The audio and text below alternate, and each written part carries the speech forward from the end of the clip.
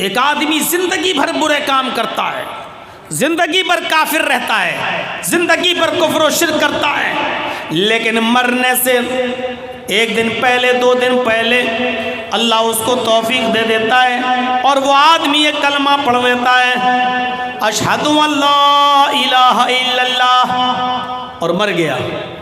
70 سال تک اس نے کفر کیا، 70 سال تک اس نے شرک کیا، 70 سال تک اس نے گناہ کیے، اور مرنے سے پہلے اللہ نے اس کو توفیق دے دی اور اس نے کلمہ پڑھ لیا، اشہد ان لا الہ الا اللہ، اور اس کے بعد وہ مر گیا، جنت کا مستحق ہو گیا۔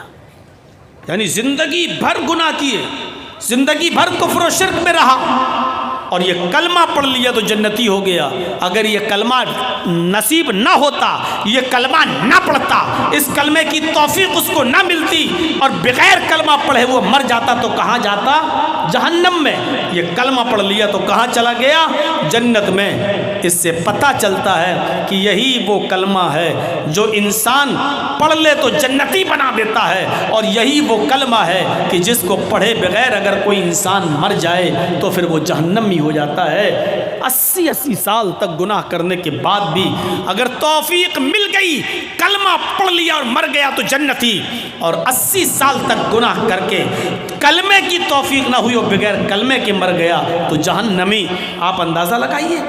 آئیے ایک واقعے کی طرف لے کر چلتا ہوں، صحیح بخاری میں وہ واقعہ موجود ہے۔ اللہ کے نبی جناب محمد رسول اللہ صلی اللہ علیہ وسلم نے یہودیوں کے قلعے کا، جس کو خیبر کہا جاتا تھا، اس خیبر کا محاصرہ اللہ کے نبی نے کر لیا۔ چاروں طرف سے اللہ کے رسول نے اور صحابہ کرام نے خیبر کا محاصرہ کر لیا۔ ایک قلعہ تھا جس میں یہودی رہتے تھے، نبی اکرم نے اور آپ کے صحابہ نے اس خیبر کا محاصرہ کر لیا۔ اب جو لوگ اندر ہیں وہ اندر رہیں گے، جو باہر ہیں وہ اندر نہیں جا سکیں گے، چاروں طرف سے گھیر لیا۔ خیبر کا ایک چرواہا جس کا نام اسود تھا، وہ بکریاں چرانے کے لیے گیا ہوا تھا۔ وہ خیبر کے لوگوں کی، یہودیوں کی بکریوں کو جنگل میں بکریاں چرانے جایا کرتا تھا، صبح جاتا تھا اور شام کو آیا کرتا تھا۔ وہ اپنے اپنے بکریوں کے مالک سے بکریاں چرانے کی قیمت لیتا تھا، مزدوری لیتا تھا، مزدوری لیا کرتا تھا، اجرت پہ کام کرتا تھا۔ جب وہ بکریاں چرا کے آیا تو کیا دیکھتا ہے؟ خیبر کا محاصرہ ہو چکا ہے۔ پتہ لگایا تو پتہ چلا محمد اور اس کے ساتھیوں نے خیبر کا محاصرہ کر لیا ہے۔ یہ آیا اور صحابہ سے کہنے لگا کہ آپ کے نبی کہاں ہیں؟ محمد رسول اللہ کہاں ہیں؟ مجھے ان سے ملنا ہے، مجھے ان سے ملاقات کرنا ہے۔ بتایا محمد رسول اللہ وہ ہیں، وہ خیمہ لگا ہوا ہے، پردہ پڑا ہوا ہے، جائیے اس پردے کو ہٹا کر دیکھیے، محمد رسول اللہ صلی اللہ علیہ وسلم تمہیں نظر آئیں گے۔ اسود نام کا یہ بکریوں کا چرانے والا، یہ یہودی محمد رسول اللہ کے پاس جاتا ہے۔ اس کے ذہن میں یہ تصور تھا، اس کے ذہن میں یہ خیال تھا کہ محمد رسول اللہ کے پاس تو اچھے خاصے باڈی گارڈ ہوں گے، اتنے بڑے نبی اور صحابہ اتنی عزت کرتے ہیں ان کی، تو ان کے پاس تو بہت بڑے باڈی گارڈ ہوں گے، کئی باڈی گارڈ تلواریں لیے کھڑے ہوں گے اور آسانی سے ملاقات نہیں ہوگی، پہلے اپارٹمنٹ لینا پڑے گا، اس کے بعد میں ملاقات ہوگی۔ آپ آج ملیں نہ ملیں، کل ملنے کا ٹائم دیں یا پرسوں ملنے کا ٹائم دیں، پتہ نہیں کب ٹائم دیں گے۔ اس کے ذہن میں یہ تصور تھا کہ پتہ نہیں مجھے ملنے کا ٹائم کب ملے گا۔ لیکن چلے، جب اس نے خیمے کا پردہ ہٹایا تو کیا دیکھتا ہے کہ محمد رسول اللہ صلی اللہ علیہ وسلم عالی شان قالین پر نہیں بیٹھے ہیں، صوفے پر نہیں بیٹھے ہیں، نرم گرم بستر پر نہیں بیٹھے ہیں، بلکہ کچی زمین پر کھجور کے پتوں کی چٹائی بچھی ہوئی ہے، اسی چٹائی پر محمد رسول اللہ تشریف فرما ہے۔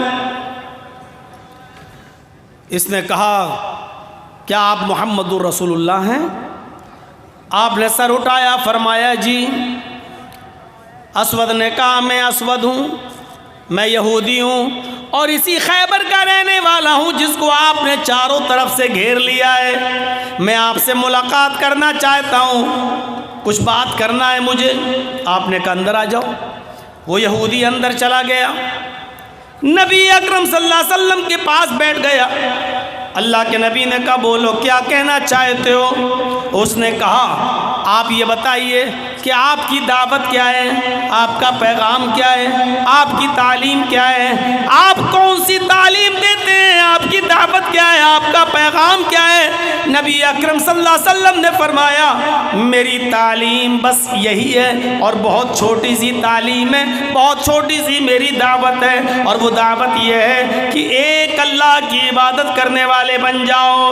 قل لا الہ الا اللہ، صرف ایک اللہ کی عبادت کرو، اس بات کا اقرار کر لو کہ اللہ کے علاوہ کوئی معبود نہیں۔ اسود یہودی تھا لیکن جانتا تھا کہ محمد کیا کہلوانا چاہ رہے ہیں۔ وہ جانتا تھا کہ لا الہ الا اللہ کہہ دوں گا تو 360 بتوں کو چھوڑنا پڑے گا۔ وہ جانتا تھا کہ لا الہ الا اللہ کہہ دوں گا تو لات و منات کو، وت و سوا، یعوق اور نصر کو چھوڑنا پڑے گا۔ وہ جانتا تھا کہ ہم نے اگر کلمہ یہ لا الہ الا اللہ پڑھ لیا تو ہمیں اپنے نبیوں کو جو اللہ کا بیٹا مانتے ہیں، حضرت عزیر کو، ہمیں اللہ کے بیٹے ہونے کا انکار کرنا پڑے گا۔ وہ جانتا تھا کہ لا الہ الا اللہ کہہ دیں گے تو ہمیں تمام جھوٹے خداؤں کو چھوڑنا پڑے گا، اور ایک اللہ کی عبادت کا مطلب ایک اللہ سے مانگنا بھی پڑے گا، ایک اللہ کے سامنے سر بھی جھکانا پڑے گا، ایک اللہ کے سامنے سجدہ بھی کرنا پڑے گا، ایک اللہ کو پکارنا بھی پڑے گا، اور ایک اللہ کی عبادت بھی کرنا پڑے گی۔ وہ جانتا تھا اس بات کو، اس لیے اس نے کہا اے محمد ابن عبداللہ، اگر آپ کی دعوت کو میں نہ مانوں تو میرا کیا ہوگا؟ آپ نے فرمایا مرو گے تو جہنم میں جاؤ گے۔ اس نے کہا اے محمد ابن عبداللہ، اگر آپ کی تعلیم، آپ کی دعوت میں قبول کر لیتا ہوں تو کیا ہوگا؟ فرمایا اگر تم نے میری دعوت قبول کر لی تو تم جنت میں جاؤ گے، یعنی لا الہ الا اللہ پڑھ لو گے تو ان الاسلام یہدم ما کان قبلہ، تو اسلام تمہارے سارے گناہوں کو معاف کر دے گا۔ اسلام لائے سارے گناہ تمہارے مٹ جائیں گے اور معاف ہو جائیں گے۔ اس نے کہا ٹھیک ہے اپنا ہاتھ بڑھائیے۔ اللہ کے نبی نے اپنا ہاتھ بڑھایا، اس نے کہا اشہد ان لا الہ الا اللہ واشہد ان محمدن عبدہ ورسولہ، یہ کلمہ پڑھا اور مسلمان ہو گیا، اسلام لے آیا۔ کلمہ پڑھتے ہی اسلام لایا، مسلمان ہو گیا۔ اب دوسرا سوال دیکھیے، اسلام تو لے آیا، کلمہ تو پڑھ لیا لا الہ الا اللہ، اب اس کا دوسرا سوال اے محمد الرسول اللہ، اے اللہ کے نبی مجھے کوئی کام بتا دیجئے۔ ابھی تک تو میں یہودی تھا اور یہودیوں کی بکریاں چرایا کرتا تھا، یہ بکریاں میرے پاس موجود ہیں، آپ نے خیبر کو گھیر لیا ہے، یہ بکریاں ان کے مالکوں تک میں کیسے پہنچاؤں گا؟ اور اسلام لے آیا، اب کوئی کام تو بتائیے، اب میں کام کیا کروں گا؟ آپ نے کہا تم جہاد کرنے چلے جاؤ۔ جہاد، نماز کا وقت نہیں تھا، جس وقت وہ اسلام لایا اس وقت کسی نماز کا وقت نہیں تھا، اس لیے آپ نے اس سے یہ نہیں کہا کہ نماز پڑھو۔ رمضان کا مہینہ نہیں تھا، اس لیے آپ نے اس سے یہ نہیں کہا کہ رمضان کا روزہ رکھو۔ حج کا مہینہ نہیں تھا، اس لیے آپ نے اس سے یہ بھی نہیں کہا کہ تم حج کرنے جاؤ۔ جب حج کا مہینہ نہیں، روزے کا مہینہ نہیں، تو آپ نے نہ روزے کا حکم دیا نہ حج کا، نماز کا کوئی وقت بھی نہیں، اس لیے آپ نے اس سے یہ بھی نہیں کہا کہ نماز پڑھو۔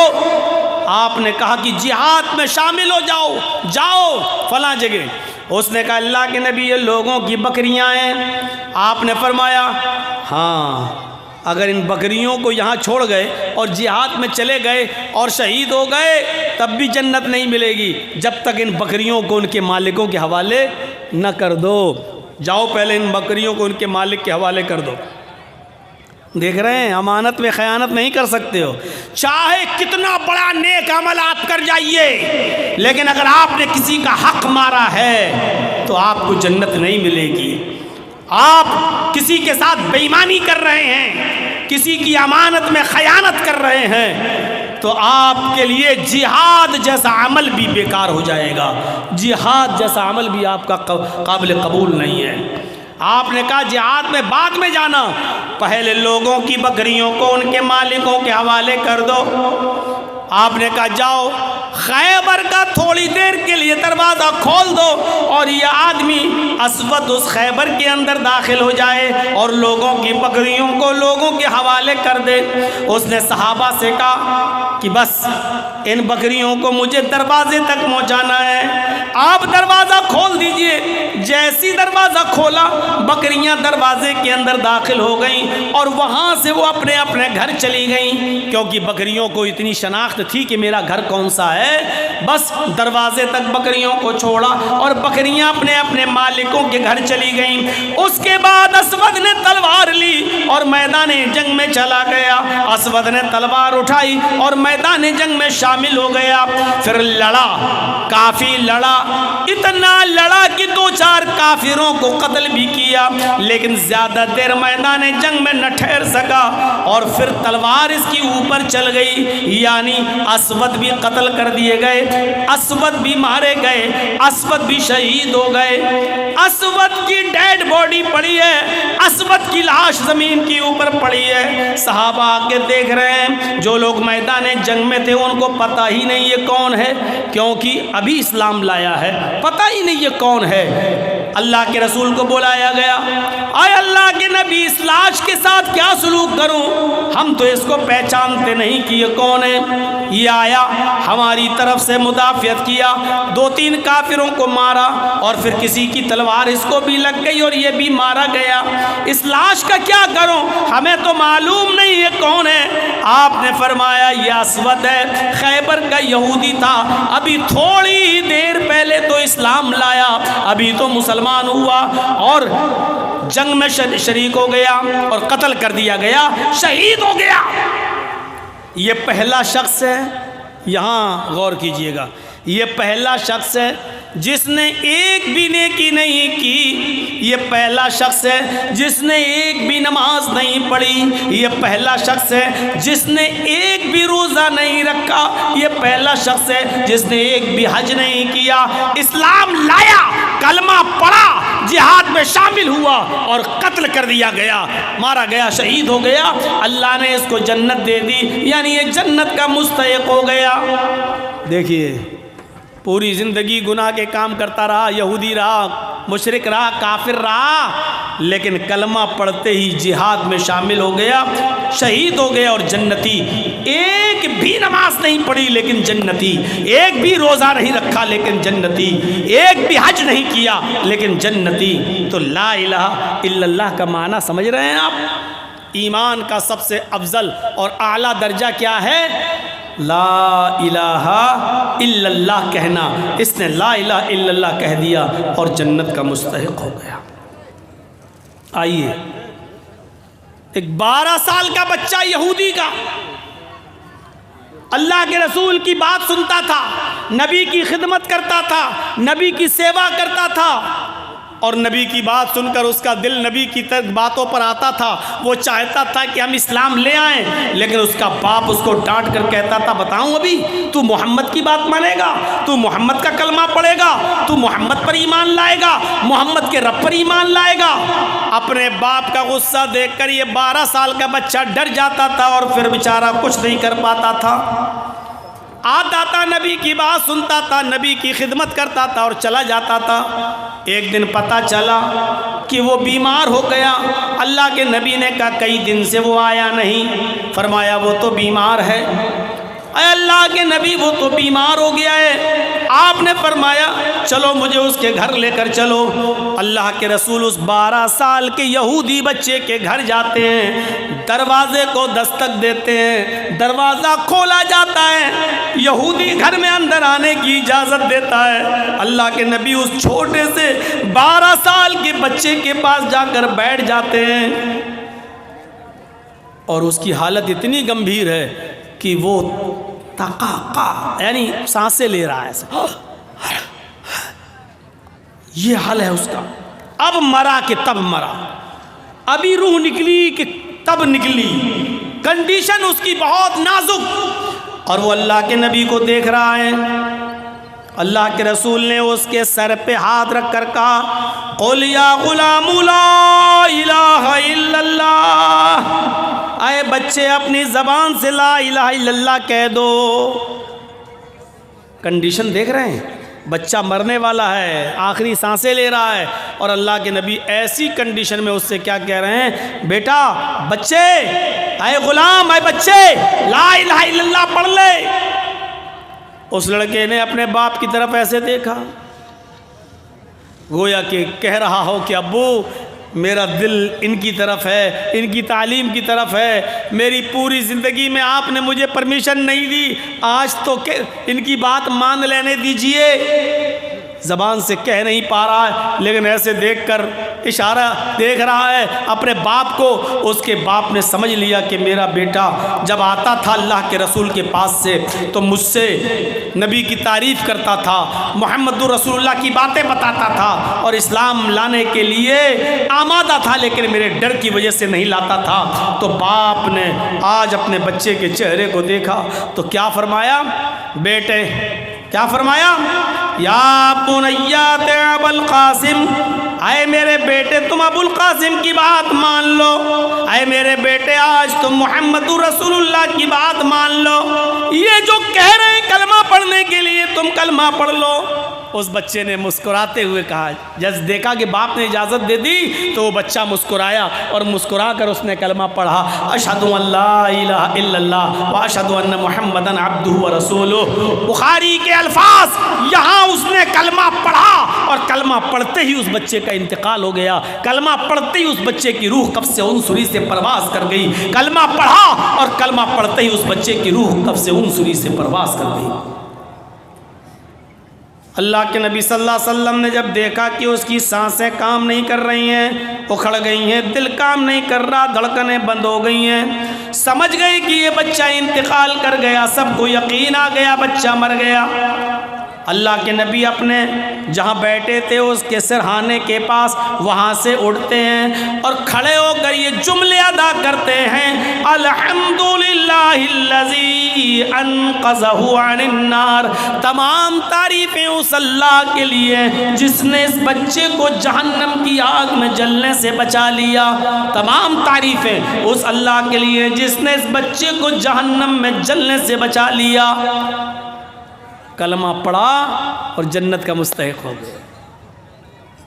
اس بچے نے کلمہ پڑھتے کتنی نیکی کی، کلمہ پڑھا اور انتقال.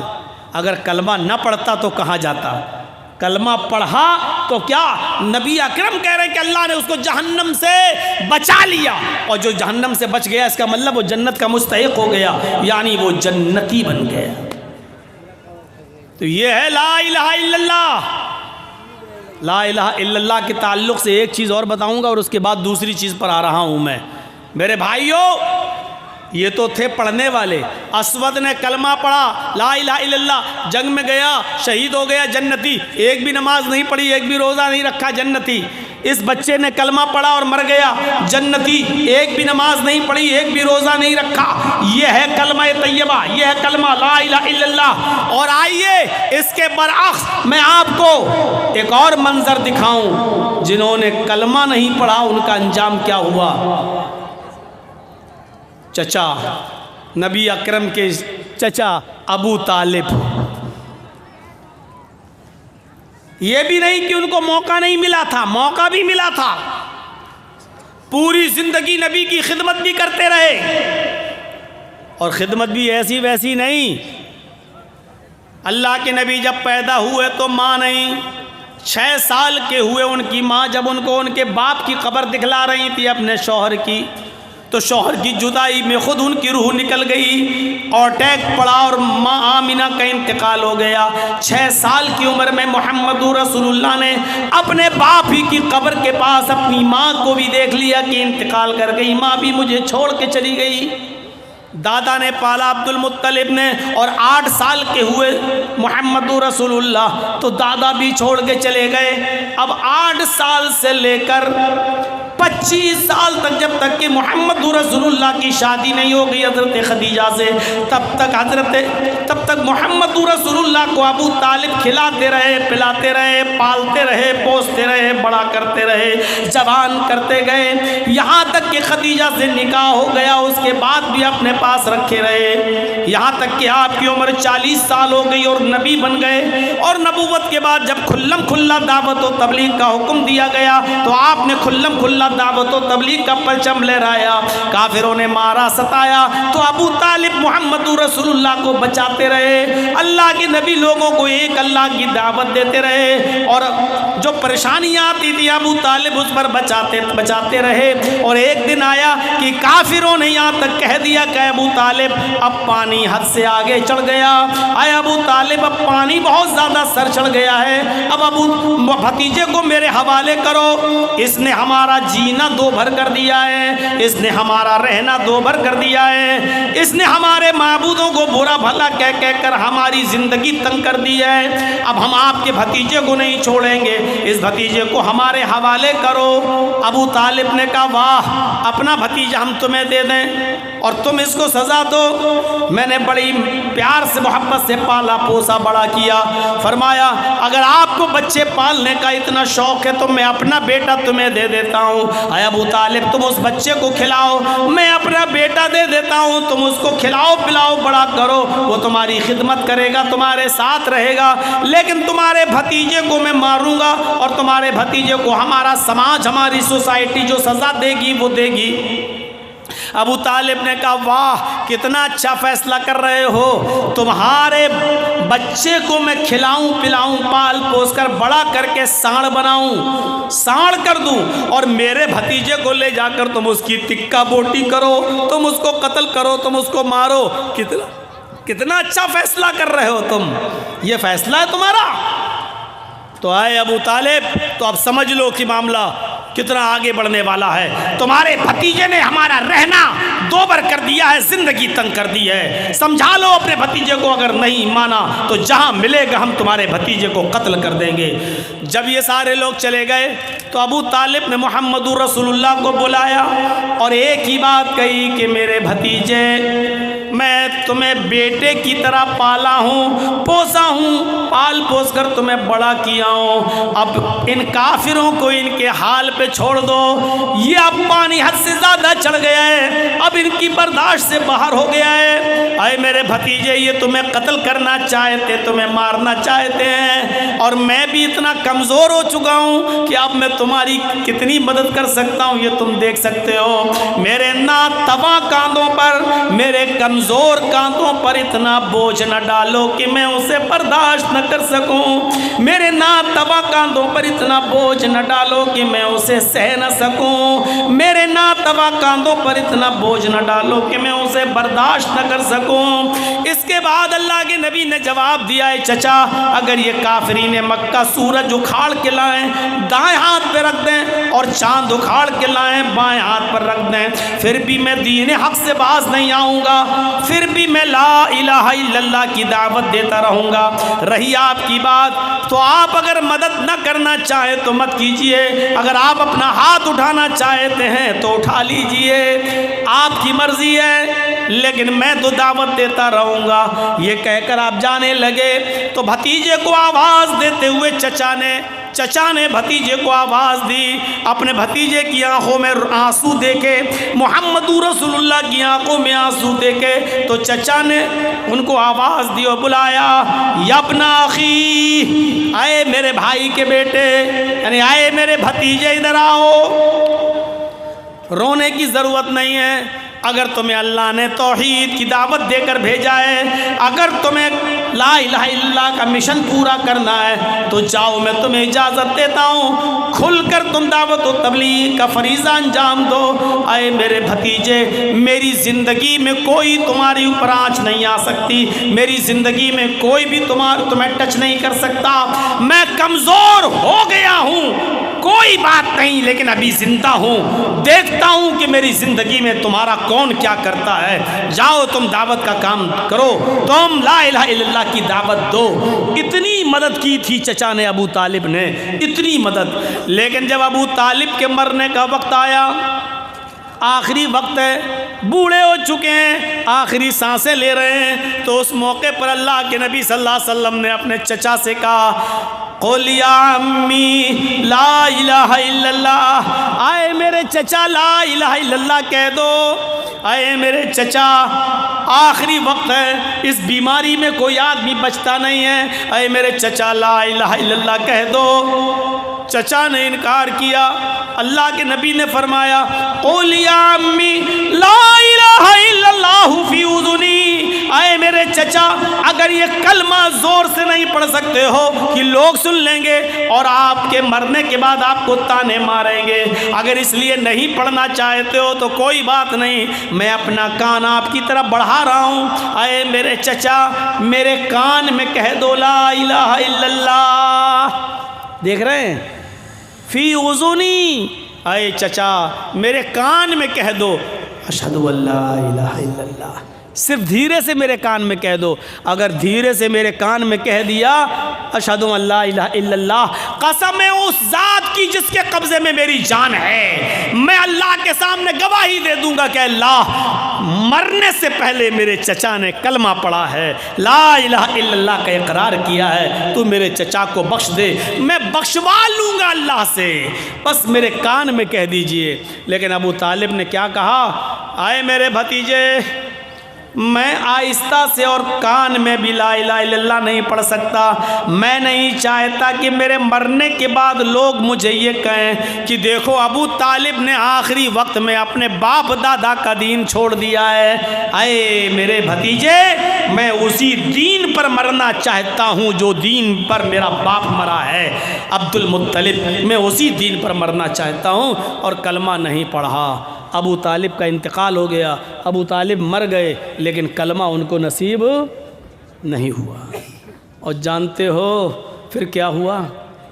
جب کلمہ نہیں پڑھا تو کہاں گئے؟ جہنم میں۔ ہمدردی اور محبت کے ناطے نبی اکرم نے اللہ کو پکار کر کہا کہ اللہ میرے چچا کو بخش دے، اللہ میرے چچا نے میری بہت خدمت کی ہے، اللہ میرے چچا نے میرا قدم قدم پر ساتھ کیا، لیکن عرش والے نے وحی بھیج کر نبی اکرم کو متنبہ کر دیا، کیئرفل کر دیا، اے محمد آئندہ اپنے چچا کے بارے میں دعائے مغفرت مت کرنا، تمہارا چچا ابو طالب حالت کفر میں مرا ہے اور کافروں کو میں جنت نہیں دیتا ہوں، تمہارا چچا ہمیشہ ہمیش کے لیے جہنم میں رہے گا ابو طالب، اس کو جنت کی خوشبو بھی نہیں ملے گی۔ ہاں تمہاری مدد کیا، تمہاری ہیلپ کیا، تمہیں دشمنوں سے بچاتا رہا، اس کے بدلے میں ہم اتنا ضرور کر دیں گے کہ تمہارے چچا کو سب سے ہلکا عذاب دیں گے، جہنم میں جہنمیوں کو جو عذاب دیں گے ان میں سب سے ہلکا عذاب ہم تمہارے چچا کو دیں گے، لائٹلی عذاب تمہارے چچا کو دیں گے، لیکن تمہارے چچا کو ہم جنت نہیں دیں گے، جہنم سے نہیں نکالیں گے، جہنم میں پڑا رہے گا، عذاب ہلکا دیں گے لیکن جہنم سے نہیں نکالیں گے، ہمیشہ جہنم میں رہے گا تمہارا چچا۔ اللہ تعالیٰ نے جو عذاب دیا ہے ابو طالب کو، جانتے ہو جہنم میں سب سے ہلکا عذاب، آگ کی 2 چنگاری دونوں پیروں کے نیچے رکھ دی، ایک اس پیر کے نیچے ایک اس پیر کے نیچے۔ اور چنگاری کیا ہوتی ہے؟ چولہا جلاتے ہو نا آپ، چولہا جلاتے ہوئے لکڑی اندر ڈالتے ہو تو چنگاری پھوٹتی ہے، یا کبھی کوئلہ جلا کر جب آپ سردیوں میں تاپتے ہو تو ایک چنگاری پھوٹتی ہے، یہ چنگاری ایک اس پیر کے نیچے ایک اس پیر کے نیچے، اور ان دونوں چنگاریوں کی وجہ سے حالت یہ ہوگی یغلی منہما دماغہ، ان کا دماغ ہانڈی کی طرح کھول رہا ہوگا، یغلی منہما دماغہ، دماغ ہانڈی کی طرح کھول رہا ہے، جیسے ہانڈی کے اوپر آپ گرم پانی رکھ دو ابلنے کے لیے، تو گرم پانی جب جوش مارتا ہے، بوائل ہوتا ہے، ابلتا ہے، ببولے چھوڑتا ہے، ایسی آگ کے 2 چنگاریوں کی وجہ سے دماغ کھول رہا ہوگا، ابل رہا ہوگا، پک رہا ہوگا، یہ عذاب ہے جہنم کے اندر سب سے ہلکا۔ تو مجھے بتانے کا مقصد یہ ہے کہ اسود نے کلمہ پڑھا، ایک بھی نماز نہیں پڑھی، جنتی۔ اس بچے نے کلمہ پڑھا، ایک بھی نہ نماز پڑھی نہ روزہ، لیکن جنتی۔ اور ابو طالب نے پوری زندگی نبی کی خدمت کی، نبی کو بچایا، نبی کی حوصلہ افزائی کی اور نبی کا ساتھ کیا، لیکن مرنے سے پہلے کلمہ نہیں پڑھا تو ابو طالب جہنمی میرے بھائیوں، اور ہمیشہ ہمیش کے لیے جہنمی، اس جہنم سے کبھی نہیں نکالا جائے گا۔ یہ ہے کلمہ۔ فَأَفْضَلُهَا قَوْلُ لَا إِلَهَ إِلَّا اللَّهِ، افضل کلمہ، افضل درجہ ایمان کا لا الہ الا اللہ کا کہنا ہے، لا الہ الا اللہ پڑھنا۔ اور دوسری چیز وَأَدْنَاهَا إِمَاطَةُ الْأَذَى عَنِ الطَّرِيقِ، دوسری چیز راستے سے تکلیف دہ چیز کو ہٹا دینا۔ وَأَدْنَاهَا إِمَاطَةُ الْأَذَى عَنِ الطَّرِيقِ، راستے سے تکلیف دہ چیز کو دور کر دینا۔ بہت بڑی بات ہے، یہ بھی ایمان کا حصہ ہے۔ آج راستے میں کتنی تکلیف دہ چیزیں پڑی رہتی ہیں، آپ ہٹاتے ہیں۔ ایک پتھر پڑا ہے، آپ نے گاڑی پتھر دیکھا دور سے، موڑ لی، آگے نکل گئے، 4 ویلر ٹرن کیا، آگے نکل گئے۔ ارے جب نظر پڑ ہی گئی تھی ایک بڑا پتھر پڑا ہے تو آپ سائڈ کر کے اپنی گاڑی کو روکتے، اس بڑے پتھر کو وہاں سے ہٹا دیتے، کیا بگڑ جاتا آپ کا؟ کیلے کا چھلکا پڑ گیا، آپ کی نظر پڑی ہوئی ہے، آپ روکیے اور اس کیلے کے چھلکے کو وہاں سے ہٹا دیجئے۔ آپ تو دائیں بائیں سے گزر گئے، لیکن اگر کوئی اندھا اور نابینا آدمی اگر اس کیلے کے چھلکے پر اگر پیر رکھ دیا اور پھسل گیا اور ہاتھ پیر ٹوٹ گئے تو اس بیچارے کا کیا ہوگا؟ کم سے کم اس کی ہمدردی میں آپ نے کیلے کے چھلکے کو پھینک دیتے۔ کانٹا پڑا ہوا ہے، آپ کی نظر پڑ گئی، ارے کوئی چھوٹے بچے کے پیر میں چپ سکتا ہے، کسی بوڑھے آدمی کے پیر میں چپ سکتا ہے، کوئی بوڑھا آدمی کیلے کے چھلکے پر پیر رکھ کر پھسل سکتا ہے، اس کی ہڈی ٹوٹ سکتی ہے، اور بڑھاپے میں ہڈی ٹوٹ جائے تو جلدی جڑتی بھی نہیں ہے۔ یہ تمام چیزیں اگر ذہن میں ہوتی تو آپ کیلے کے چھلکے کو، پتھر کو، کانٹے کو، تکلیف دہ چیز کو آپ ہٹا سکتے تھے، لیکن آپ نے تو دیکھا اور گاڑی کو ہلکا سا ٹرن کیا اور آگے لے گئے۔ کیلے کا چھلکا پڑا رہا، پتھر پڑا رہا، کانٹا پڑا رہا۔ میرے بھائیوں، راستے سے تکلیف دہ چیز کو ہٹا دینا بھی ایمان کا ایک شعبہ ہے، ایمان کی ایک برانچ ہے، ایمان کا ایک درجہ رکھتا ہے اپنے اندر، آپ کو ایسا کرنا پڑے گا۔ اور ایک مسئلہ یاد رکھیے گا، راستے سے تکلیف دہ چیز کو ہٹانا اگر ثواب ہے، راستے سے تکلیف دہ چیز کو ہٹانا اگر ثواب ہے تو راستے میں جان بوجھ کر تکلیف دہ چیزوں کو ڈالنا گناہ بھی ہے۔ کیلا کھایا، چھلکا لیا، وہ پھینک دیا، کوئی پھل کھایا، کھانے کے بعد اس کا کانٹا وہ پھینک دیا۔ اسی طریقے سے راستہ جو لوگوں کے گزرنے کا ہے، چلنے پھرنے کا ہے، گئے اور آپ نے ناک لی، جھاڑ دیا، وہاں بلغم آیا، تھوک دیا وہاں۔ جو لوگوں کے آنے جانے کا راستہ ہے، جو لوگوں کی گزرگاہ ہے، وہاں نہ لیٹرین کی جا سکتی ہے، وہاں نہ ناک جھاڑی جا سکتی ہے، وہاں نہ بلغم تھوکا جا سکتا ہے، وہاں نہ کانٹا پھینکا جا سکتا ہے، وہاں نہ کیلے کا چھلکا ڈالا جا سکتا ہے، وہاں نہ پتھر پھینکا جا سکتا ہے۔ اپنے گھر میں جھاڑو لگا کر کوڑا اکٹھا کر کے گھر کے باہر عام گزرگاہ پر نہیں ڈالا جا سکتا ہے۔ یہ لوگوں کو تکلیف دینے کے ضمن میں آتا ہے، لوگوں کو تکلیف دینے کے زمرے میں آتا ہے۔ اسی طریقے سے کوئی چیز کسی دکان سے آپ کو خریدنا ہے اور آپ نے لوگوں کی گزرگاہ پر گاڑی کھڑی کر دی، پارک کر دیا، اور اب آپ سامان پیک کرانے لگے، دال دے دو، چاول دے دو، دھنیا دے دو، مرچا دے دو، ہلدی دے دو، نمک دے دو، مسالہ دے دو، اور اس میں آپ کو آدھا گھنٹہ لگ رہا ہے اور آدھے گھنٹے تک آپ کی گاڑی غلط جگہ پر پارک رہی، لوگوں کو آنے جانے میں دقت ہو رہی ہے اور تکلیف ہو رہی ہے۔ میرے بھائیوں، یہ بھی تکلیف دینے کے ضمن میں شامل ہے۔ ہمارے بیٹے کی یا بیٹی کی شادی ہو رہی ہے، گھر کے باہر ہم نے ٹینٹ لگا دیا ہے، باراتیوں کو وہاں ٹھہرا دیا ہے، لوگوں کا گزرنے کا راستہ ہے وہ۔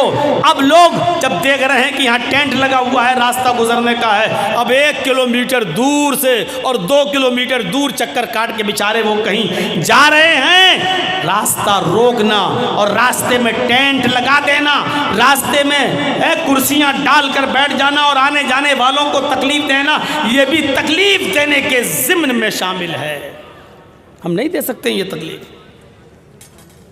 اسی طریقے سے ابھی رمضان کا مہینہ آنے والا ہے، آج جو 11 فروری، اب تو 12 فروری ہو گئی ہے میرے بھائیوں، غالباً 2 مارچ سے روزہ شروع ہو جائے گا، 20 دن 18 دن بس باقی رہ گئے ہیں رمضان کا مہینہ شروع ہونے میں۔ بہت سی جگہوں پر آپ دیکھیں گے، ہمیں آپ کے علاقے میں نہیں معلوم، لیکن ہم لوگوں کے علاقے میں آئیے، رات کے 2 بجے مائک پکڑ لیا جائے گا اور اس میں چیخ چیخ کر کہا جائے گا، روزے دار بھائیوں اٹھیے، میری ماں بہنیں اٹھیں، سحری بنائیں، سحری پکائیں، روزے دار بھائیوں اٹھیے اور سحری کیجئے، روزہ ختم ہونے میں، سحری کا ٹائم ختم ہونے میں اتنی دیر باقی ہے۔ اور 1-2 بار بول کر پھر اس میں نظمیں پڑھی جائیں گی، اس میں حمدیں پڑھی جائیں گی، نعتیں پڑھی جائیں گی، اور مائک پر ایسا شور، ایسا ہنگامہ ہوگا کہ سب کی نیند میں ڈسٹرب ہوگا۔ میرے بھائیوں، آپ کو یہ اتھارٹی، یہ پاور کس نے دیا ہے کہ آپ رات میں مائک پکڑ کے چیخیں اور چلائیں اور لوگوں کو آواز دے دے کر اٹھائیں؟ کون سی حدیث میں آیا ہے کہ روزہ رکھنے والوں کو روزے کے لیے اٹھانا ثواب ہے؟ کہاں ہے؟ اگر رمضان کے مہینے میں روزے داروں کو اٹھانا ثواب ہوتا تو روزے سے بڑھ کر عبادت ہے نماز، تب تو آپ کو ہر فجر کی نماز سے پہلے، فجر کی نماز کے لیے ہر رات لوگوں کو اٹھانا ثواب ہوتا، اور آپ مائک پکڑ پکڑ کے کہتے ہیں فجر کے نمازیوں، فجر کی نماز کھڑے ہونے میں اتنا وقت رہ گیا ہے، جلدی آؤ آؤ فجر کی نماز پڑھنے کے لیے آؤ۔ نماز تو روزے سے بڑی عبادت ہے۔ اگر نماز کے لیے لوگوں کو مائک لے کر اٹھانا جائز نہیں ہے تو میرے بھائیو پھر روزے کے لیے آپ کو مائک پکڑ کے لوگوں کو اٹھانا کہاں سے جائز ہو جائے گا؟ اب آپ کہیں گے کیا روزے داروں کو اٹھانا گناہ ہے؟ ارے اٹھا دیا تو کیا ہو گیا؟ میرے بھائیو، آپ صرف روزے داروں کو نہیں اٹھا رہے ہیں، آپ ان لوگوں کو بھی بیدار کر رہے ہیں جن کی اوپر روزہ نہیں ہے۔ ایک بوڑھا آدمی ہے جس کی عمر 90 سال ہو چکی ہے، اب وہ روزہ نہیں رکھ سکتا ہے، کمزوری ہے اس کو، بہت زیادہ نقاہت ہے، کمزوری ہے، اب فدیہ دے گا بس، اگر وہ نہیں دے سکتا تو اس کی اولاد دے گی، ایک مسکین کو کھانا کھلائے گی روزے کے بدلے میں، فدیہ اس کی اوپر، لیکن اب اس کی اوپر روزہ نہیں ہے، اب وہ بیچارہ روزہ رکھنے کے لائق نہیں ہے۔ اب آپ جب اٹھا رہے ہیں مائک میں شور کر رہے ہیں، ہنگامہ کر رہے ہیں، تو وہ بیچارہ اس بوڑھے آدمی کی نیند بھی کھل رہی ہے۔ ایک آدمی نے مجھے بتایا، مولانا روزے کے دنوں میں ہمارے علاقے کے ایک آدمی نے مجھے بتایا کہ مولانا اتنی زور زور سے شور ہوتا ہے کہ ہمارے باپ جن کی عمر 85 سال ہے اٹھ جاتے ہیں، بیدار ہو جاتے ہیں، جبکہ میرے باپ کا علاج چل رہا ہے، وہ مائنڈلی ڈسٹرب بھی ہیں، اب ان کا دماغی توازن ٹھیک نہیں ہے، مائیگرین کی بیماری ہے، ان کو نیند کی گولی دینا پڑتی ہے، ان کو ڈپران 10 mg کی چل رہی ہے، جب وہ ڈپران 10 mg کی دیتے ہیں تب ان کو نیند آتی ہے، جب وہ سو جاتے ہیں، لیکن اگر مائک کی آواز سن لیں تو ان کی نیند میں ڈسٹرب ہو جاتا ہے، پھر ان کو کوئی بھی ٹیبلٹ دے دو پھر نیند نہیں آتی، اور جب وہ مائک کی آواز سے اٹھ جاتے ہیں تو پھر بے چین رہتے ہیں اور پورے گھر والوں کو پھر پریشان کرتے ہیں۔ میرے بھائیوں مجھے بتاؤ اس آدمی کی اس پریشانی کا ذمہ دار کون ہے؟ آپ اس آدمی کی بھی نیند میں ڈسٹرب کر رہے ہیں جس کو نیند کی سخت ضرورت ہے۔ ایک حاملہ عورت جس کے پیٹ میں حمل ہے، بچہ ہے، شریعت اس کو اجازت دیتی ہے ابھی روزہ نہ رکھے، اگر روزہ رکھے گی تو کمزور ہو جائے گی، کھائے گی پیے گی نہیں تو پیٹ کا بچہ بھی مر سکتا ہے. شریعت اجازت دیتی ہے کہ ابھی وہ روزہ چھوڑ دے. اب آپ جب مائک پر چیختے ہو چلاتے ہیں تو اس عورت کی بھی نیند کھل جاتی ہے جس کے اوپر روزے کی رخصت ہے, جس کے اوپر روزہ بھی نہیں ہے. ایک مرضیہ عورت جو دودھ پلاتی ہے اپنے بچے کو, شریعت کہتی ہے جب تک وہ اپنے بچے کو دودھ پلا رہی ہے روزہ چھوڑ دے, کیونکہ ماں جب کھائے گی تو دودھ بنے گا, جب دودھ بنے گا تو بچے کو پلائے گی, اور جب کھائے گی ہی نہیں تو دودھ نہیں بنے گا, اور جب دودھ نہیں بنے گا تو بچہ پیے گا کیا.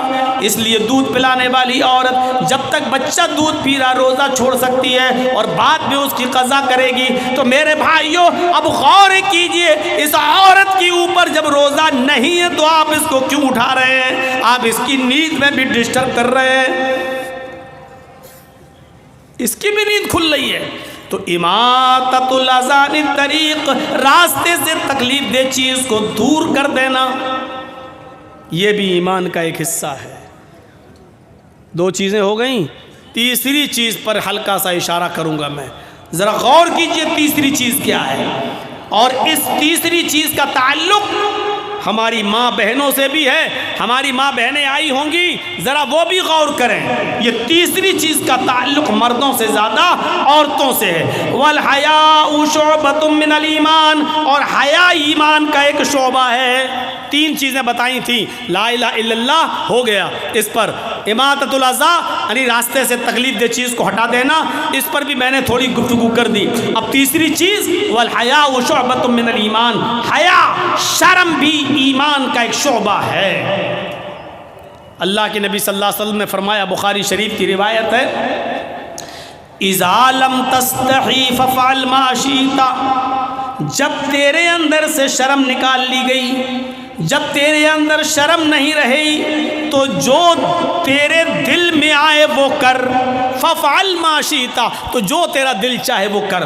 یعنی جب کسی انسان کے اندر سے شرم نکل جائے, حیا نکل جائے, تو پھر جو دل میں آئے وہ کرے گا. اس کو کوئی پرواہ نہیں ہوگی کہ میں کیا کر رہا ہوں. کل تک ہماری خوبصورت لڑکیوں اور عورتوں کے گالوں کے خوبصورت گالوں کو کبھی آسمان کی نظروں نے بھی نہیں دیکھا تھا. آج حالت یہ ہو گئی ہے کہ انسٹاگرام پر اور ٹک ٹاک پر آپ ڈانس کرتی ہوئی نظر آ رہی ہیں. مجھے نہیں معلوم کہ آپ کے بہار کا, کٹیہار کا اور پورنیہ, ہریا اور جھارکھنڈ, آپ کا گڈا, صاحب گنج, ان تمام علاقوں کا معاملہ کیا ہے, مجھے نہیں معلوم. آپ غور کر کے دیکھیے کہ آپ کے انسٹاگرام پہ آپ کے علاقے کی لڑکیاں کیا کر رہی ہیں. ہمیں اتنی جانکاری نہیں ہے. ہم لکھنؤ سے تعلق رکھتے ہیں, لکھنؤ کے بارے میں ہمیں اتنا معلوم ہے کہ بڑے بڑے حاجیوں, بڑے بڑے نمازیوں اور بڑے بڑے ملاؤں اور بڑے بڑے مولویوں اور بڑے بڑے حافظوں اور بڑے بڑے قاریوں کی لڑکیاں بھی انسٹاگرام پر اپنے سروں سے دوپٹے اتار اتار کر ریل بنا رہی ہیں, انسٹاگرام پہ ڈانس کرتی ہوئی نظر آ رہی ہیں, ناچ رہی ہیں. ان کے کپڑے چھوٹے ہو چکے ہیں, شارٹ ہو چکے ہیں, ان کے پنڈلیاں کھل چکی ہیں, ان کے گھٹنے بھی کھل چکے ہیں. میری پیارے ساتھیوں غور کرو, جب حاجیوں اور نمازیوں کی بیٹیاں محفوظ نہیں رہیں تو اور دوسروں کے بارے میں کیا بات کریں. اذا لم تستحی ففعل ما شئت, جب تیرے اندر سے شرم و حیا ہی نکال لی گئی تو جو تیرے دل میں آئے وہ کر. جب شرم و حیا نہیں رہے گی تو انسان یہی سب کرے گا.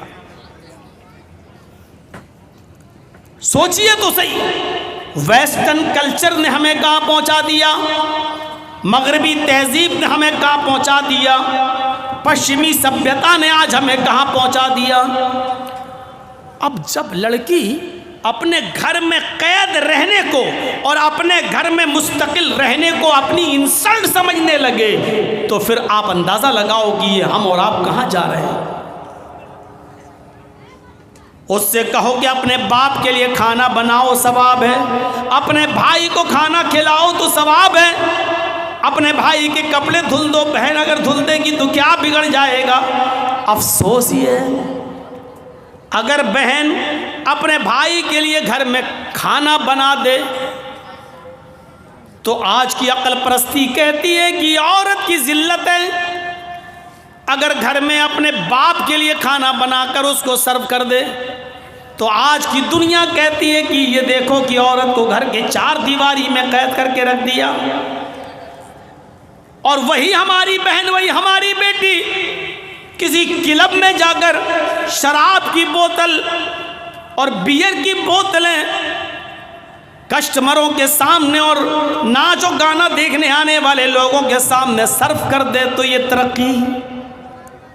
سوچئے تو، دماغ لگائیے۔ ہماری بہن اگر ہمارے لیے ہمارے گھر میں کپڑا دھل دے تو یہ دقیانوسی، اور ہوٹلوں میں جا کر کام کرے اور مسافروں کے لیے کپڑا دھلے، چادر دھلے اور اس کو بیڈ بستر پہ بچھائے تو یہ ترقی یافتہ۔ ہماری بہن اور ہماری بیٹی اگر کھانا لا کر ہمیں سرو کر دے تو دقیانوسی، لیکن پلین کے اندر، فلائٹ کے اندر جائی اور پلین کے اندر وہی اسکرٹ پہن کر اگر ہماری وہی بہن اور ہماری بیٹی پیسنجرز کے سامنے کھانا سرو کر دے، ان کے سامنے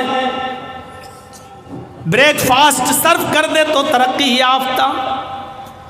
اس عقل نے ہمیں کہاں چھوڑا ہے؟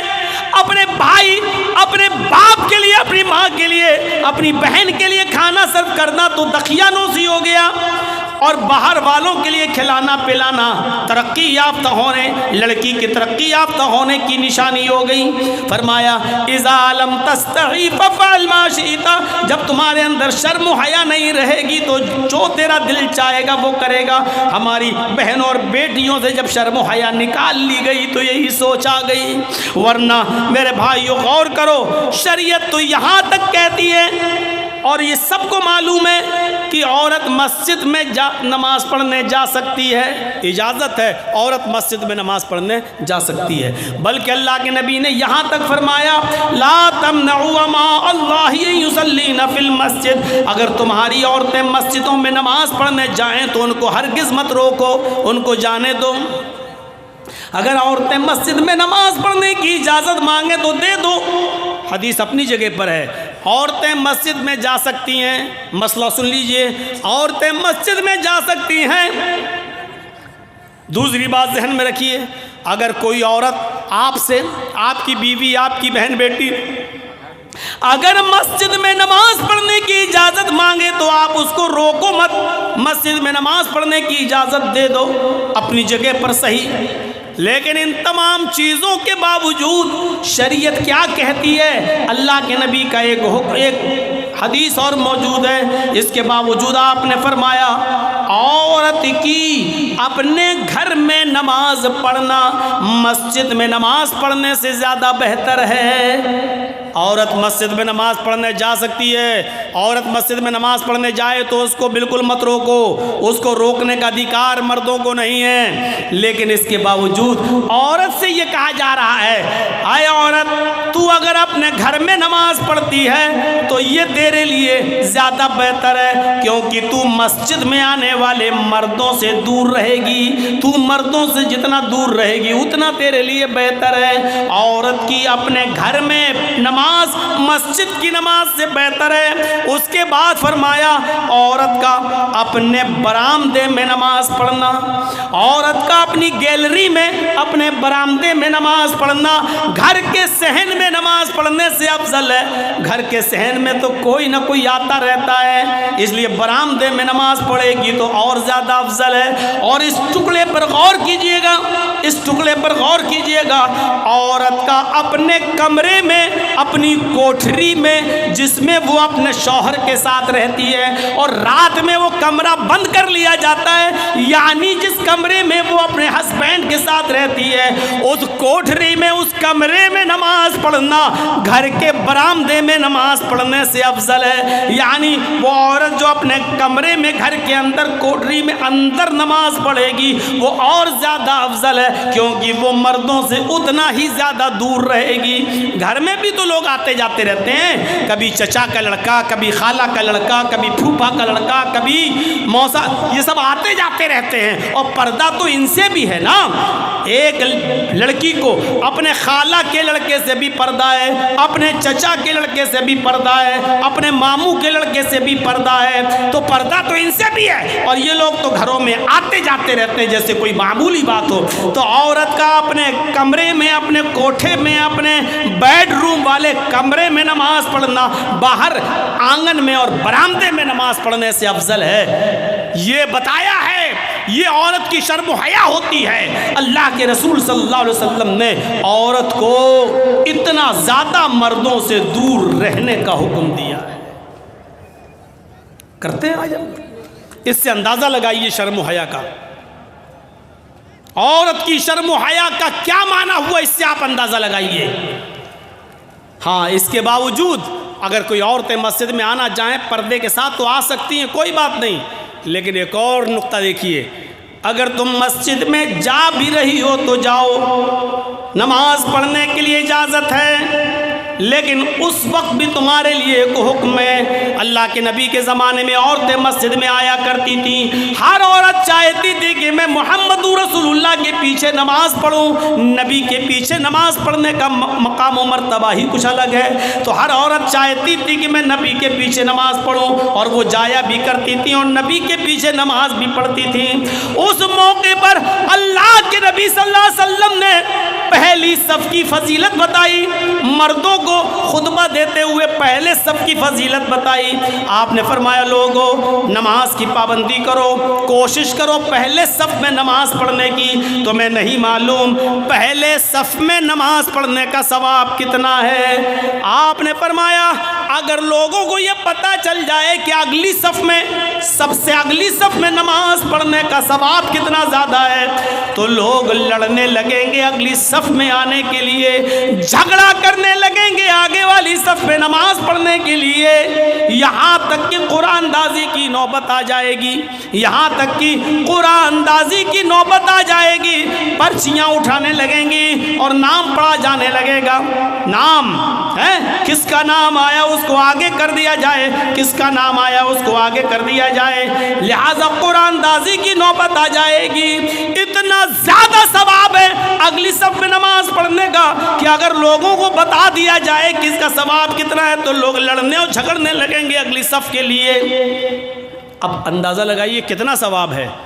خیر صفوف الرجال اولها وشرها آخرها، مردوں کے لیے سب سے بہتر ہے کہ وہ اگلی صف میں نماز پڑھیں، ثواب کے اعتبار سے مردوں کی اگلی صف سب سے بہتر ہے، اور سب سے بری صف ہے سب سے پیچھے والی، سب سے لاسٹ میں آیا، سب سے پیچھے اس کو جگہ ملی، سب سے پیچھے نماز پڑھ رہا ہے، اللہ اکبر۔ مرد کی سب سے پچھلی صف سب سے بری صف ہے ثواب کے اعتبار سے، ثواب کی کمی و بیشی کے اعتبار سے سب سے بیکار صف کون سی ہے؟ سب سے پچھلی صف۔ اگلی صف کا ثواب دیکھ لیا، لیکن عورتوں کے بارے میں کیا فرمایا؟ آئے مستورات سنو، اگر رات کے 3:15 بجے تک بھی تم یہاں موجود ہو اور نیما کے اس جلسے میں بیٹھ کر سن رہی ہو تو سنو، اللہ کے نبی جناب محمد رسول اللہ نے فرمایا خیر صفوف النساء آخرها وشرها اولها، عورتوں کی پچھلی صف سب سے پیچھے والی صف سب سے افضل صف ہے، سب سے بہتر صف ہے ثواب کے اعتبار سے، اور سب سے بری صف ہے آگے والی صف۔ جرجی صاحب نماز پڑھا رہے ہیں، اللہ اکبر، میرے پیچھے مردوں کی 5 صفیں لگی ہوئی ہیں، 5 صفیں مردوں کی، اس کے بعد پردہ پڑا ہوا ہے، اور پردے کے پیچھے عورتوں کی 5 صفیں لگی ہوئی ہیں، 5 مردوں کی ہیں، 5 عورتوں کی ہے، بیچ میں پردہ پڑا ہوا ہے، تو جرجیس صاحب کے پیچھے جو مردوں کی اگلی صف ہے وہ ثواب کے اعتبار سے سب سے بہتر ہے، اور جو سب سے 5ویں صف، جو سب سے پچھلی صف ہے، وہ سب سے بیکار صف ہے ثواب کے اعتبار سے مردوں کی۔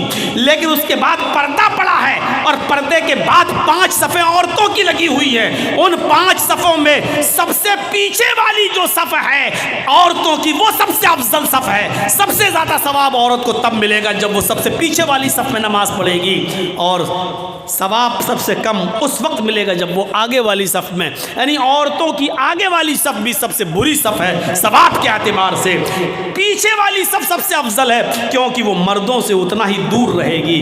میری ماں، میری بہنوں سنو، جب مسجد کے اندر بھی پردے کے باوجود تمہاری سب سے پیچھے والی صف کو سب سے اچھی صف اس لیے کہا گیا ہے کیونکہ تم مردوں سے دور رہو۔ جب مسجد میں مردوں سے دور رہنے کا حکم ہے تمہارے لیے، تو شادیوں میں، بیاہوں میں، رسم و رواج میں، کالجوں میں، اسکولوں میں اور نیتا نگری میں، بازاروں میں اور مارکیٹوں میں اور شادیوں میں تمہارا مردوں کے ساتھ ایک ساتھ جمع ہونا جائز کہاں سے ہو جائے گا، اور تمہیں اس کی پرمیشن کہاں سے مل جائے گی جب مسجد کے اندر بھی پردے کے باوجود، پردہ ہونے کے باوجود تمہاری پچھلی صف سب سے افضل ہے، آگے والی صف سب سے بری ہے، تو پھر تمہیں عام جگہوں پر مردوں کے ساتھ خلط ملط ہونے کی اجازت کس نے دے دی ہے؟ جلسوں میں مردوں کے ساتھ میلے اور ٹھیلے لگانے کی اجازت کس نے دے دی ہے؟ ایک ہی دکان پر مردوں کے ساتھ اور عورتوں کے ساتھ خرید و فروخت کی اجازت کہاں سے مل جاتی ہے؟ اور تمہیں میرے بھائیوں، اچھی بات ہے آپ کا جلسہ اور دوسری جلسوں سے الگ ہوتا ہے، یہاں پوری کوشش کی جاتی ہے کہ عورتوں کا پنڈال الگ رہے، عورتوں کی دکانیں الگ رہیں، اور لیڈیز کو کسی بھی طریقے سے مردوں تک نہ آنے دیا جائے۔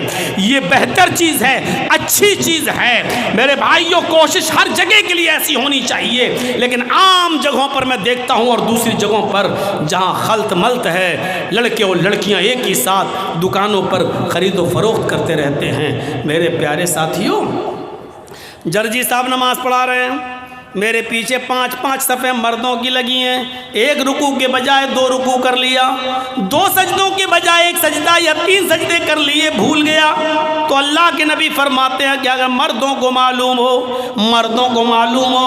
تو مرد سبحان اللہ کہہ کر یاد دلا دیں۔ پیچھے جو لوگ موجود ہیں ان کو چاہیے کہ سبحان اللہ، اللہ اکبر کہہ کر یاد دلا دیں، لیکن مردوں کو بھی معلوم نہیں، پردہ پڑا ہے، عورتوں کو معلوم ہے کہ امام صاحب بھول گئے، جرجیس صاحب بھول گئے، تو عورت کو اگر معلوم ہو جائے کہ جرجیس صاحب یا کوئی امام صاحب بھول گئے، بجائے رکوع کے سجدے میں چلے گئے یا 2 سجدوں کے بجائے 3 سجدے کر لیے، تو ان عورتوں کو حکم ہے کہ وہ سبحان اللہ نہیں کہیں گی، اللہ اکبر نہیں کہیں گی۔ او میرے بھائیوں، غور کرو، جس عورت کی آواز کا اتنا پردہ کہ سبحان اللہ تک کہنے کی پرمیشن نہیں، الحمدللہ ان جملوں سے زمین و آسمان نیکیوں سے بھر جاتے ہیں، لیکن ان جملوں کو بھی کہنے کی اجازت نہیں دی۔ اللہ کے نبی نے فرمایا کہ اگر عورت کو معلوم ہو جائے کہ امام بھول گیا تو وہ اس طریقے سے تالی بجائے گی، پیچھے سے ایسے تالی بجا کر یاد دلائے گی، اور یہ آواز امام تک پہنچ جائے گی اور امام سمجھ جائے گا کہ میں بھول گیا ہوں۔ ان عورتوں کو سبحان اللہ، اللہ اکبر جب کہنے تک کی پرمیشن نہیں ہے تو انسٹاگرام پہ گانے کی اور ڈانس کرنے کی پرمیشن کس نے دے دی ہے؟ اپنی آواز میں غیروں تک اپنی آواز کو پہنچانے کی اجازت کس نے دے دی ہے؟ یہ پرمیشن کہاں سے آ گئی؟ اذا لم تستحی ففعل ما شئت، جب تیرے اندر شرم و حیا نہیں رہے گی تو جو تیرا دل چاہے گا وہ کرے گا۔ آج وہی ہو رہا ہے، آج وہی چیز ہے سامنے۔ اور آخری چیز پر توجہ دیجئے، اللہ کے نبی فرماتے ہیں جب عورت سے نکاح کے موقع پر سوال ہوتا ہے، ہمارے ہاں تو یہ ہوتا، آپ کے ہاں کیا ہوتا ہے میں نہیں معلوم، جس دن بارات آ جاتی ہے تو دولہا کے نکاح سے پہلے لڑکی کے پاس لوگ جاتے ہیں، ایک وکیل ہوتا ہے، 2 گواہ ہوتے ہیں، لڑکی والوں کی طرف سے وکیل ہوتا ہے اور لڑکے والوں کی طرف سے گواہ ہوتا ہے، یا لڑکی والوں کی طرف سے وکیل اور حالانکہ شریعت میں وکیل گواہ کچھ نہیں ہے، شریعت میں ہے ہی نہیں، لیکن یہاں ہوتا کیا ہے، ایک لڑکی والوں کی طرف سے ایک وکیل اور لڑکے والوں کی طرف سے 2 گواہ لڑکی کے پاس جاتے ہیں اور وہاں اس سے کہتے ہیں کہ فلاں فلاں کے ساتھ تمہارا نکاح کیا جا رہا ہے، کیا اتنے روپے مہر کے عوض کیا تم نے اس لڑکے کو نکاح میں قبول کیا؟ اب وہ لڑکی خاموش ہے، شرم کی وجہ سے نہیں بول رہی ہے۔ پھر اس سے کہا جاتا ہے نکاح قبول کیا؟ 2-3 بار جب لڑکی خاموش رہتی ہے تو اس کی سہیلیاں آپس میں کہتی ہیں کہہ دو ہاں کیا، کہہ دو کیا، اور جب تک وہ بیچاری بول نہیں دیتی کہ ہاں میں نے نکاح قبول کیا تو پوچھا جاتا، وکیل پوچھتا گواہوں سے تم نے سنا؟ گواہ کہہ دے کہ نہیں سنا، تو دوبارہ بولے گی لڑکی ہاں میں نے نکاح قبول کیا۔ جب وہ زور سے بول دے گی تب گواہ کہیں گے ہاں میں نے سن لیا، تب لڑکے کا نکاح ہوگا، اور یہ گواہ کہیں گے ہاں میں نے سنا ہے لڑکی نے قبول کیا۔ کیا جہالت اور بربریت ہے! یہ وکیل بھی جاہل، گواہ بھی جاہل۔ ارے تمہیں کس نے کہا تھا کہ تم اس کے پاس جاؤ؟ ارے جب لڑکی کو شادی والے دن لڑکے کی طرف سے آئے ہوئے کپڑے جب لڑکی نے خوشی خوشی پہن لیے، سمجھ لو کہ وہ راضی ہے، سمجھ لو کہ یہ اس کی اجازت ہے، اور پھر بھی تم پوچھتے ہو تو ایک بار پوچھو فلاں لڑکے کے ساتھ تمہارا نکاح کیا جا رہا ہے، کیا تمہیں قبول ہے؟ وہ نہیں بول رہی ہے، خاموش ہے۔ اب دوبارہ مت کہو اس سے، کیونکہ اللہ کے نبی نے کہہ دیا اذنھا سماعتھا، اس کی خاموشی ہی اس کی اجازت ہے، مت کہلواؤ اس سے بار بار۔ جب وہ خاموش ہو گئی وہی اس کی اجازت ہے، جب خاموشی اجازت ہے تو زبردستی کیوں کہلوا رہا ہے؟ عقل کے اندھے کیوں کہلوا رہا ہے؟ قبول کیا، زور سے بولو، کیا سنا؟ نہیں بولو، ابھی انہوں نے نہیں سنا، زبردستی تم کہلوا رہے ہو۔ ارے لڑکیوں کی شرم و حیا کا اللہ کے رسول نے اتنا خیال رکھا کہ وہ مارے شرم کے نہیں بول پائیں گی، کیونکہ ان میں شرم ہوتی ہے، حیا ہوتی ہے، اور یہ ان کی شرم و حیا کا تقاضا ہے کہ وہ نہیں کہہ پائیں گی، اس لیے ان کی خاموشی کو ہی ان کی اجازت سمجھ لو۔ یہ شرم و حیا ہے عورت کی، جو اتنا بھی نہ کہہ پائے ہاں میں نے قبول کیا۔ اللہ کے رسول کہہ رہے ہیں کہ خاموشی کو اجازت مان لو۔ اس رات کے 3:15 ساڑھے 3 ہونے والے ہیں، اس وقت بھی خاموش رہنے والیوں کی چونچیں چل رہی ہوں گی، اللہ اللہ کیسے ہو، کہاں ہو، کدھر ہو، کہاں ملو گے، گٹرگوں جیسے 2 کبوتر چونچیں لڑاتے ہیں، ایسے اس رات کے 3:30 بجنے والے ہیں اس وقت۔ یہ ان لڑکیوں کا حال ہے جن کے بارے میں شریعت نے کہا کہ ان کی شرم اتنی ہوتی ہے کہ بیچاری شرم کی وجہ سے نہیں بول پاتی ہیں، تو ان سے زبردستی مت کہلواؤ، ان کی خاموشی ہی ان کی اجازت ہے، اسی خاموشی پر مان لو کہ انہوں نے نکاح قبول کر لیا ہے۔ جن کو زبردستی کہلوانے کا حکم نہیں دیا، آج ان کی چونچیں چل رہی ہوں گی رات کے 3:15 اور 3:30 بجے بھی۔ تو میرے پیارے ساتھیوں، بس 1.5 گھنٹے کی اتنی تقریر پر اکتفا کرتے ہوئے آپ سے رخصت ہوتا ہوں۔ یہ 3 چیزیں یاد رکھیے گا، لا الہ الا اللہ، اور راستے سے تکلیف دہ چیز کو ہٹا دینا، اور شرم و حیا۔ اللہ رب العالمین ہمارے اندر مکمل ایمان پیدا فرما دے، ایمان کی جتنے شعبے اور برانچز ہیں سب ہمارے اندر پیدا فرما دے۔ اے اللہ جب تک تو ہمیں زندہ رکھ، توحید پر زندہ رکھنا، اور جب ہمارا خاتمہ ہو تو ایمان پر ہمارا خاتمہ فرمانا۔ جتنے لوگ تھے، میں آیا تھا، سب سے چاہے وہ کم ہی ہوں، لیکن سب سے بڑی خصوصیت یہ دیکھی آج میں نے کہ جتنے لوگ بیٹھے تھے، ہم جب آئے تھے اتنے بیٹھے رہے، ان میں سے ہم نے ایک بھی کم ہوتے ہوئے نہیں دیکھا۔ یہی جلسے کی کامیابی کی سب سے بڑی دلیل ہے۔ اللہ رب العالمین آپ کو کل بھی آنے کی توفیق عطا فرمائے، اور کتاب و سنت پر مبنی باتیں سن کر اس پر عمل کرنے کی توفیق عطا فرمائے۔ وما علینا الا البلاغ المبین، وآخر دعوانا الحمد للہ رب العالمین۔ السلام علیکم ورحمۃ اللہ وبرکاتہ۔